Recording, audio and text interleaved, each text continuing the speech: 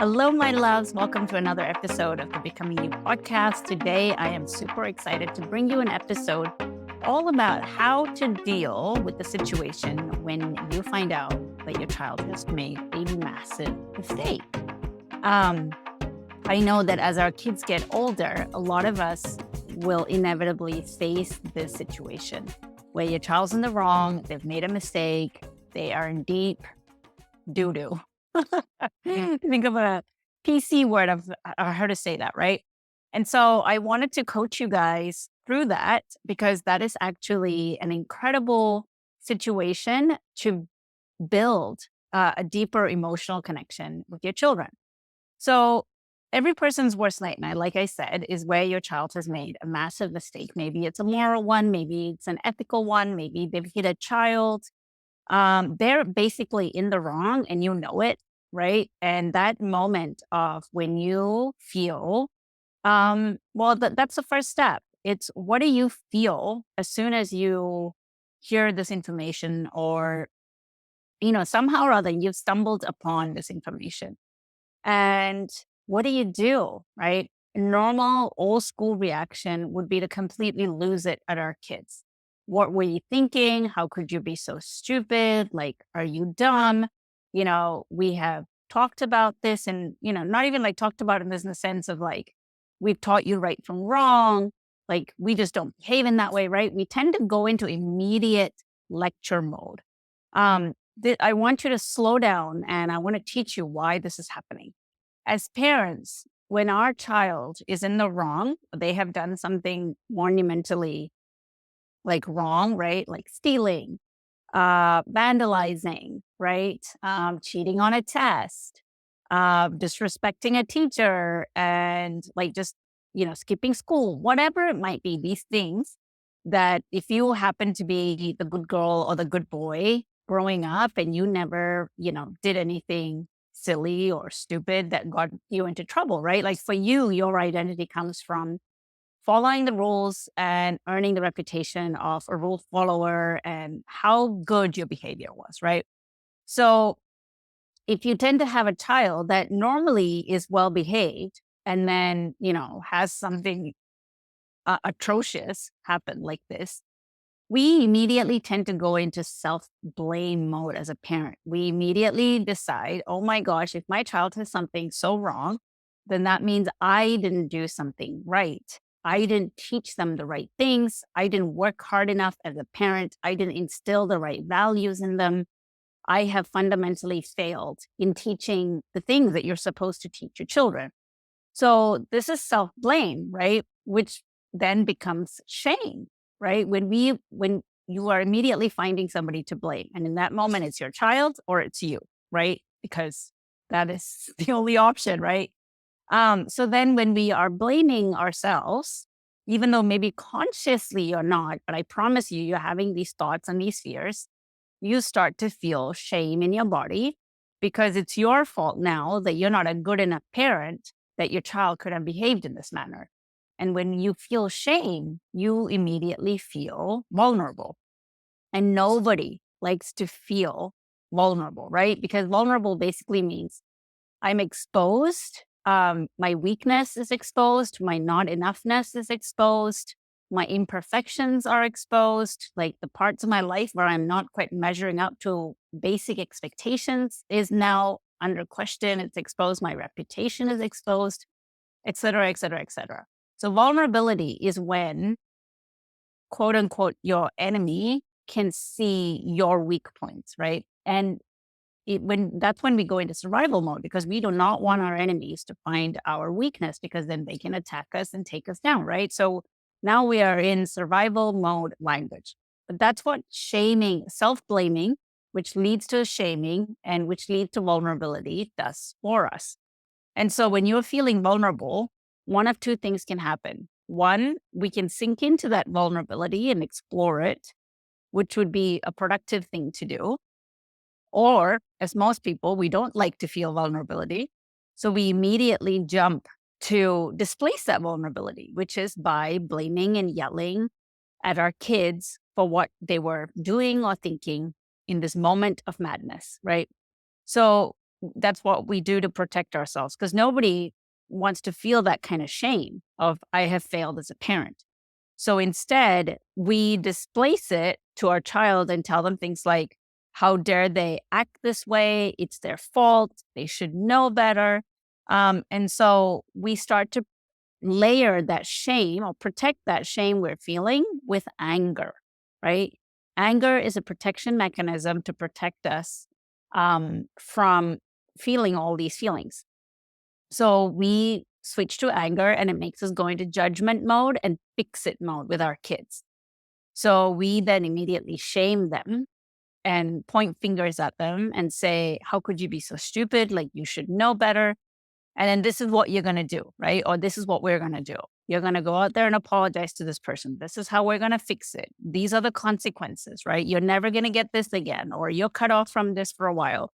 You don't get to go out with your friends, right? I'm not saying that there shouldn't be consequences or like implications for their actions, right? But we'll get to that part.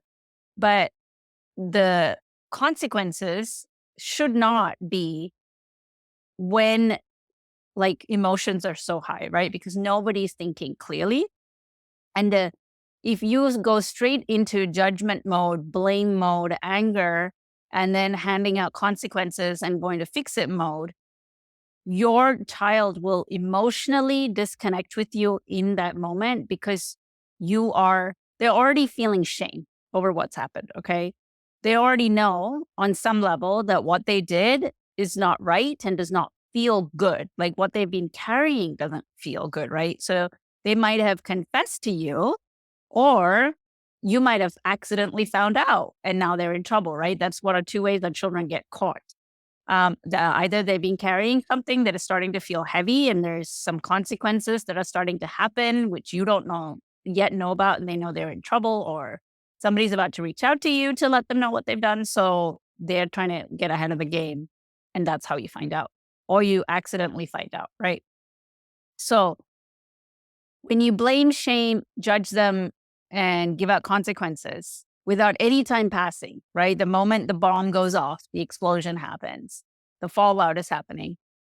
It's very unhelpful because your child is already feeling so much shame and remorse in that moment. And you adding judgment to that makes them want to go into self defense mode even more. So just like you are jumping to anger, they might say things like, I don't even care. You don't understand, right? So they might then put their defense walls up. And then now the two of you are not completely disconnected. And each one of you is feeling outraged and your child's feeling like misunderstood, right? Which then perpetuates the shame cycle. So what do you do instead? Because this is obviously um, this is a really difficult situation because you are dealing with your own emotional fears of have I failed as a parent? What does this mean for the future? Right? That is also another reason why you're so panicked because as parents, we tend to project everything into their future success. Oh my gosh, if my child has done X today, and if they were to do this when they are, whatever age, older age, like this could have huge consequences, right? Yes, that is 100% true. But also remember, you are projecting things into the future and you've already escaped and you're not dealing with actually what's in front of your eyes and happening right now. So, what you want to do, if you want to use this as a learning opportunity, right? Because every mistake and failure and challenge and setback in life is a huge learning opportunity.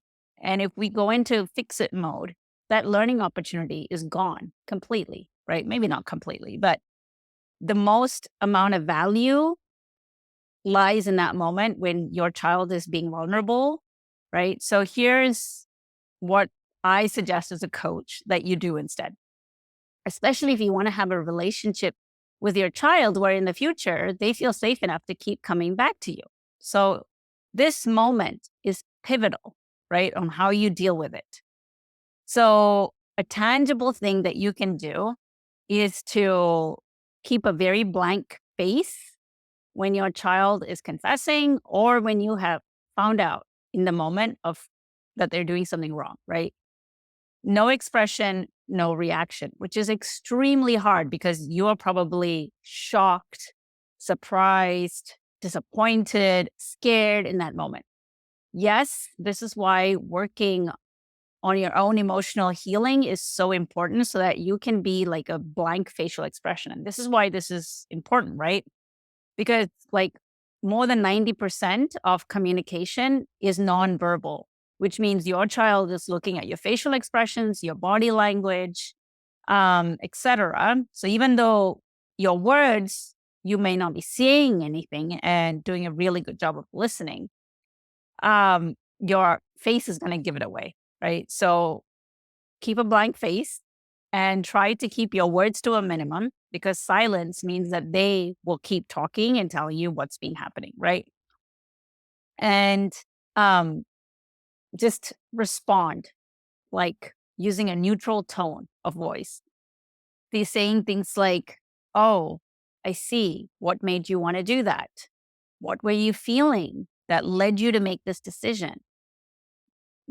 This is not like you. What made you want to say that?" Right? So things like that. You see how I was saying in such like a robotic voice without much emotion attached to it?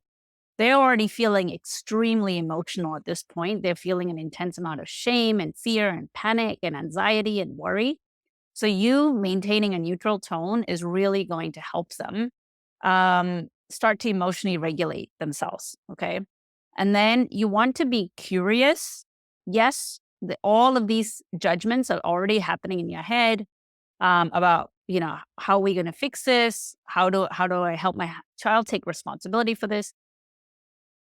And you can be asking questions to your child. It's not easy to shut down that voice, that panicked voice inside of yourself that's trying to fix the situation that, the problem of, oh my gosh, you failed as a parent, right? Like you've not taught them anything, right? You're having those panicked thoughts inside.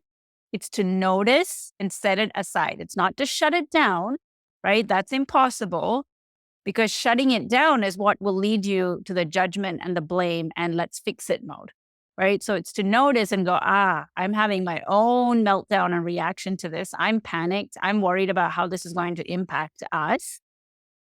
Let me just put that aside and try to be here for my child. Okay. So that's when you are taking off your judgment hat of this is bad, you are bad, you've done bad things, and putting on your curiosity hat of I wonder what made you want to act this way. I wonder what made you want to deal with it this way, right? And I promise you there is gold in that moment because no child wants to do something that they know ultimately is going to lead them to their suffering. So maybe in the moment that they made that decision, it felt good, right? But it could be that your child is just exploring what their values are, right? Like I've been always been told not to lie, but sometimes lies get me what I want, right? So, but then also lying doesn't make me feel good afterward, right? So there is a duality that happens when we lie. Lying makes us feel good in the moment because it gets us what we want or it helps that other person you are lying to make them feel good or, whatever lying gets you. But then afterward, you also feel bad because you lied, right? So instead of just saying lying is wrong, when you get to be curious, you get to have these kind of deeper conversations with your child and helping them reflect and coming to their own conclusions as to why lying is wrong, right? Lying is wrong because ultimately it doesn't feel good in my body. Lying is wrong because it like breaks trust of people. Lying is wrong. Like help them explore, right? On essentially what led them to do these actions. And I promise you, those are going to be feelings and emotions because everything that we do is driven by our emotions and our feelings. So maybe your child lied about doing their homework when, they didn't actually do their homework. Okay. What made you want to lie? Well, I didn't want to get into trouble, right? Oh, so you're lying to me about doing your homework because you're worried about getting into trouble. And that's ultimately falls on me because I scare you, right? The kind of reaction I have makes you so scared you don't want to deal with that. So you just lie to me and tell me you've been doing your homework. But how do I then teach you the value of doing homework, right? How do I instill the value in you that you are capable of doing your homework? So there's always a way for us to invite them deeper into what is going on. And the way you do that is by being a safe space and not being emotionally reactive, which I know is extremely hard based on the size of the situation that you are dealing with, right? So we're often very quick to instill our values and just make outright blanket statements like this is wrong, that is right, you know, lies versus truth, black versus white. And that's so wonderful that you have these really strong internal value systems. But an even stronger internal value system is built when you help your child build their own, right? And that is through asking questions, asking them what feels right in your body. And this is hard work because you're not going into fix it mode. And fix it mode is so much easier just to tell them what to do and get it over with, right? But when you invite them to say, okay, what do you want to do? Next steps, right? And your child might be like, I don't want to do anything. And then what do you do? Well, that's when you invite the questions in. Go, well, what do you think 2 days from now, 4 days from now, like what would happen? What do you think this person would feel if you did nothing about it, right? And really trying not to use well, how would you feel if this happened to you, right? Because then that we're going into shaming mode. So really walking through every outcome that's available to them in terms of taking responsibility versus not taking responsibility and coaching them through what happens if we follow each one of these threads. How are you going to end up feeling? And ultimately, as a person, how are you going to feel? Like, are you going to feel good long term if you take that decision? And this is obviously depends on the age of your child. And this needs to happen when people have calmed down. Like, this cannot happen in the moment that your child has confessed to you, right? Maybe an hour or two has to pass. And your child needs to feel safe that, hey, mom or dad, they have not lost their absolute, SHIT. I don't know why I'm not swearing today. Um, but, when they feel like mom and dad have kind of put their judgment aside to really try to understand my point of view and why I did the thing that I did, they're going to feel so much safer to explore these different avenues of how do I go about taking responsibility for my actions. Okay. So letting them know that you are there every step of the way, that we all make mistakes, which we do. Let's be fair. We've all done things on different scales, maybe some of us more than others, right? Of just doing stupid stuff and then regretting it later or being like, oh, I kind of wish I hadn't done that, right? I really did not act in my best self. We've all done that. So let's take off our Puritan hat of, oh my gosh, I would never do that. And I've never done that, right? We've all done things we're not proud of. So let's take off the I'm better than thou judgment hat that we tend to wear around our kids when it comes to these moral and ethical situations and really try to take some steps back on where did my child go a different route than I prefer, right? What made them go that route? What were they feeling in that moment?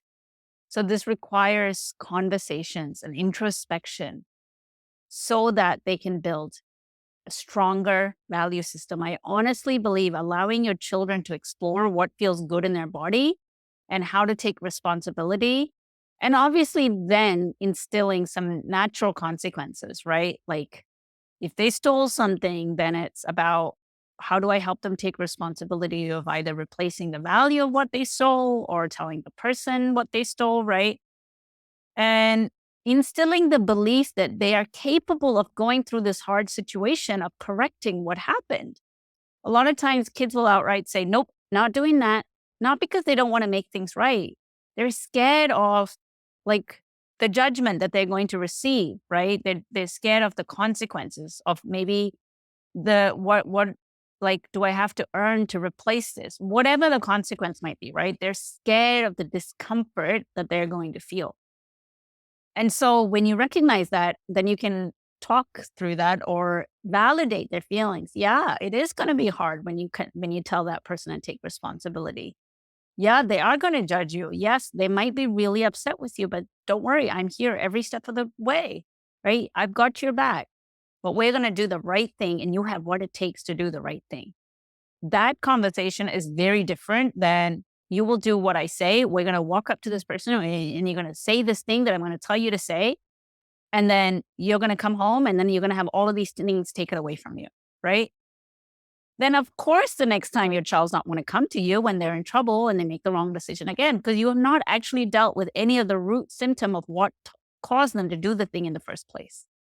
So I'm really passionate about this issue, as you can tell, because I truly believe that safety and emotional connection with your children is not just built in the good moments, but they're also built in the really tough moments. And, I came to this realization recently that my old self, pre-kids, used to think, oh, I want to be a good parent. And I think in my head, a good parent was somebody where their kids never made any mistakes, right? I don't mean mistakes like homework mistakes, like life mistakes, right? I thought, oh, if you're a good parent and you teach your kids all these good things, they're never going to make these mistakes in life. That is not the goal of parenting, right? Parenting is such, I think it's inevitable that all kids explore, like they don't just stick to the correct things, right? Most people learn what's right from wrong, sometimes from by doing the wrong thing and realizing that didn't feel good or I really hurt somebody. And then they start to learn what is the right thing, right? And that's how kids learn. They have to make a lot of mistakes in order to learn what feels right in how I treat people, how I respect people, et cetera, like how I be kind to others, right? Sometimes you got to be unkind to somebody to learn, oh, that felt awful. I didn't like who I was, and I really don't want to do that again. Right. So that's how kids learn. So parenting means that assuming that no matter how good a parent you are, your children are inevitably going to do mean things, wrong things. And how can I be the type of parent that through that experience, I help them instill the values that are important to me, right? How can I use those experiences to help my child become more of themselves, not by scaring them and shaming them, but really safely inviting them into a conversation, surrounding them with understanding, empathy, validation, support, listening to really try and listen to their point of perspective. So I hope this episode was helpful to you. I would love to know anonymously. I don't know how you'd get that to me anonymously, right? Or it would be anonymous because I'll be the only person that knows. But if you want to reply back to me and let me know something that your child did that you felt that you felt super shocked by, where you were like, I thought I taught you these things, like, but you've gone and done this, like what? Like if something like that has happened to you, I would love to like honestly coach you through that or how to help you, deal with it in the future, which is what this episode has done. But if you are looking back and thinking, oh man, I could have done with this episode when my child went through something similar, like I would love to hear from you on what that situation was and how you dealt with it. And now having heard this episode, like how would you deal with it? All right. I love you so much. Take care and have a great week.